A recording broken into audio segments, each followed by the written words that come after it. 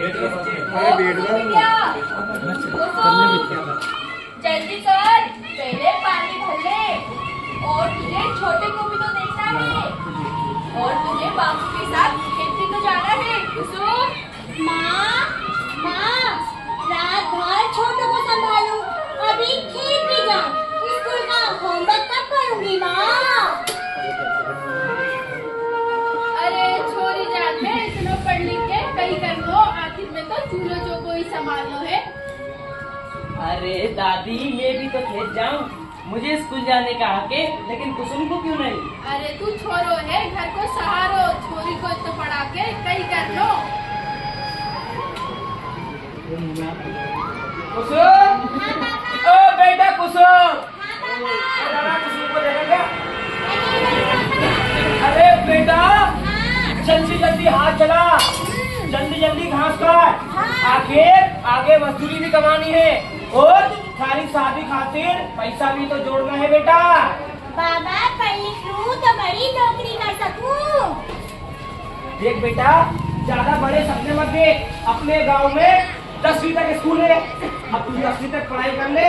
अब तू चाहती है कि मैं तुझे गांव से शहर स्कूल पढ़ने को भेजूं, वहाँ कुछ ऊंची नीच हो गई तो लोग क्या कहेंगे, छोरी भाग गई, गांव में हमारी नाक कट जाएगी, और आखिर छोरी जाते, छोरी को इतना पढ़ाना ही क्यों बेटा? चल अब काम कर।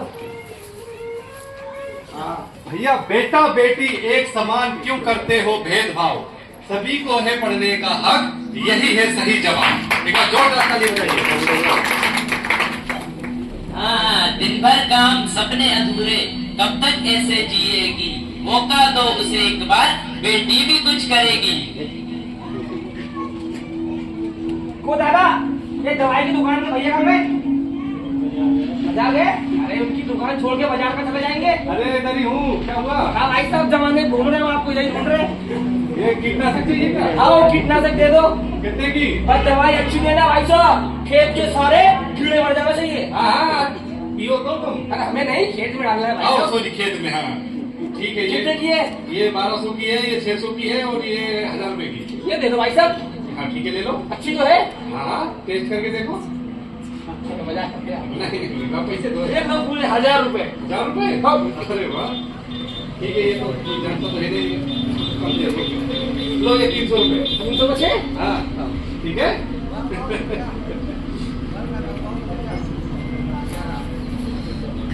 अब दादा, ओ दादा, एक बात समझ नहीं आती, जब मैं दुकान पे दवाई लेने गया था तो दवाई कितने की थी? 600 रुपए की थी। अब मैंने उनको दिए थे, कितने रुपए दिए थे दादा? 1000 रुपए दिए थे। अब उनने मुझे वापस दिए 300 रुपए। अब दिमाग में एक बात नहीं आती कि हिसाब में गलती हुई है तो हुई है कहाँ? कुसुम के पापा कितने कम पढ़ रहे हैं? कुसुम की मम्मी, कुछ हिसाब नहीं मिल रहा है? अरे बाबा, क्या बात हो गई, क्यों इतना परेशान हो? अरे बेटा, तुम जाओ अपना काम करो। नहीं बाबा, बताओ क्या बात है? अच्छा तो सुन, हाँ। जब मैं दवाई लेने गया तो दुकान वाले भैया को मैंने दिए थे 1000 रुपए, और दवाई थी 600 रुपए की। अब उनने मुझे वापस दिए 300 रुपए। अब समझ में नहीं आता कि गलती कहाँ हो गई है। अरे बाबा, 1000 में से 600 घटाओ तो 400 वापस मिलने चाहिए थे, पर आपको 300 रुपए, मतलब दुकानदार ने आपको 100 रुपए कम दिए बाबा। अरे हाँ, 100 रुपए कम दे दिए। हाँ। देखी कुसुम के पापा पढ़ाई से कितना फायदा होता है। हाँ, घर जाकर पूछे तब तो भाई।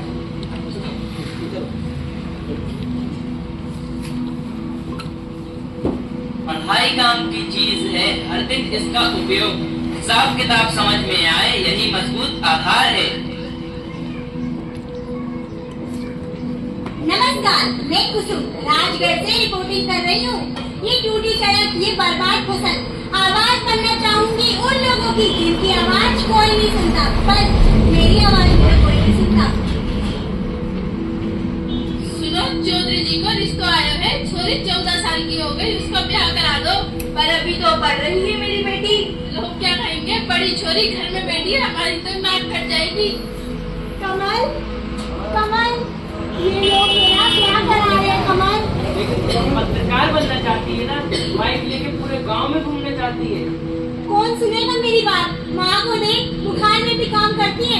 बाबूजी को जरा सा जुकाम हो जाए दिन रात सेवा करती है। और बुआ ससुराल में कुछ बोल नहीं पाती। और मैं ऐसी जिंदगी नहीं चाहती कमल।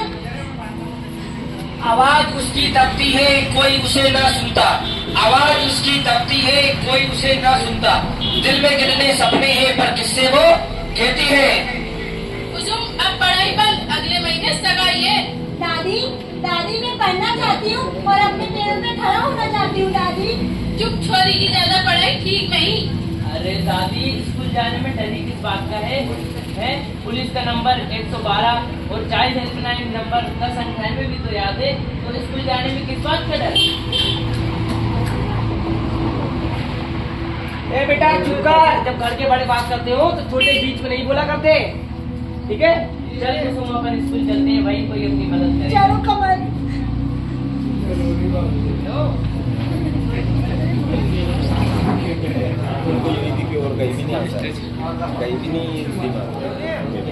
बाल विवाह को रोको भाई, ये है बड़ा अपराध। छोटी उम्र में बंधन का है, ये तो है अन्याय। कमल, चल कमल। नमस्ते मास्टर जी। नमस्ते कुसुम बिटिया, क्या हुआ? बड़ी परेशान दिख रही हो। मास्टर जी घर वाले मेरा ब्याह करा रहे हैं मास्टर जी, और मैं पढ़ना चाहती हूँ मास्टर जी। क्या ब्याह करा रहे हैं? हाँ। पर ये तो गैर कानूनी है? गैर कानूनी है कि नहीं है? ऐसा क्यों कर रहे हैं घर वाले? पढ़ने लिखने का सबको हक है, अपने सपने पूरे करने का सबको हक है। और फिर हमारी ये कुसुम बिटिया क्रिकेट में कितनी अच्छी खिलाड़ी है। पिछले बार ब्लॉक लेवल में हमारी टीम को जितवाया था, लेकिन घर के काम काज के चक्कर में, घर के रोक टोक के चक्कर में बेचारी को मौका नहीं मिल पा रहा है? वो कुसुम बिटिया। मास्टर जी मुझे खेलना कूदना बहुत पसंद है, पर घर वाले बोलते हैं छोरी तो खेल कूद के क्या करेगी। इसलिए मास्टर जी मैं छुपके खेल खेला करती थी। बेटी को खेल और पढ़ाई में मौका देना चाहिए। अगर हम ऐसा नहीं करते तो वो कमजोर हो जाएगी, है ना? कमजोर होगी कि नहीं होगी? पढ़ाई से दिमाग अच्छा होता है और खेल से शरीर मजबूत होता है, इसलिए दोनों ही जरूरी है। शिक्षा है उसका अधिकार, मत छीनो उसका संसार।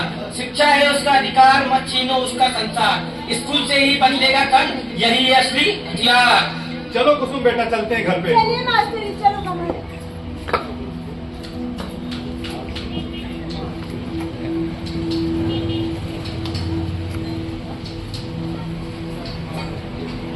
आ जाओ।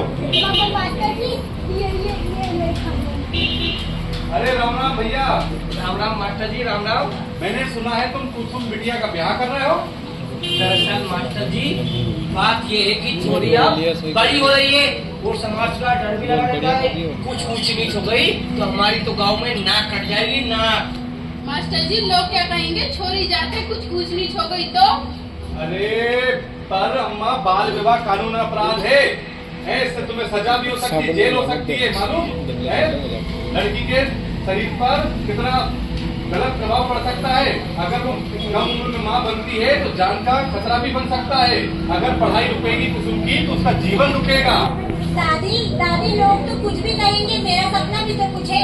मैं पढ़ना चाहती हूँ, अपने पैरों पे खड़ा होना चाहती हूँ। दादी माँ को देखो, बुखार में भी काम करती है। बाबूजी को जरा सी तकलीफ हो जाए दिन रात सेवा करती है। बस मैं ऐसी जिंदगी नहीं जीना चाहती। मैं पढ़ना चाहती हूँ, अपने पैरों पे खड़ा होना चाहती हूँ और पत्रकार बनना चाहती हूँ।